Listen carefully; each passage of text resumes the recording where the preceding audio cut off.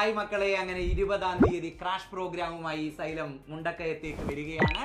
23-ന് second ബാച്ചും 25-ന് third ബാച്ചും NEET crash കോഴ്സിന്റെ ഭാഗമായി xylem മുണ്ടക്കയത്ത് ആരംഭിക്കുന്നുണ്ട്. എൻ്റെ കൂടെ നാട്ടിലുള്ള ഒരാളുണ്ട്, എൽനയുണ്ട്. മോളുടെ നാട്ടിലേക്കാണ് ക്രാഷ് പ്രോഗ്രാം വരുന്നത്. എന്ത് ഫീലാണ് അപ്പോൾ ഉള്ളത്?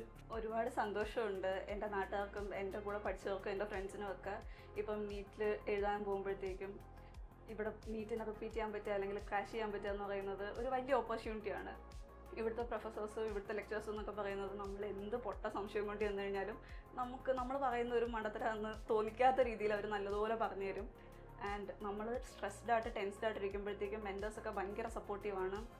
ഓൾസോ ഈ ഒരു ദിവസം ഇടവിട്ട് ഈ ഓൺലൈൻ ഓഫ്ലൈൻ ഡേ വരുമ്പോഴത്തേക്കും നമുക്ക് പഠിക്കാനൊരു ഗ്യാപ്പ് കിട്ടുന്നുണ്ട്. നമുക്ക് ഇരുന്നൊന്ന് എല്ലാം പ്രിപ്പയർ ചെയ്ത് നമുക്ക് സ്വയം ഒന്ന് നോക്കാനൊരു ഗ്യാപ്പ് കിട്ടുന്നുണ്ട്. അപ്പം അത് ബാക്കി എങ്ങും കിട്ടുന്നില്ല എന്ന് ആണ് എനിക്ക് തോന്നുന്നത്. അപ്പം ഭയങ്കര നല്ലൊരു ഓപ്പർച്യൂണിറ്റിയാണ് എല്ലാവർക്കും വരാൻ പോകുന്നത്.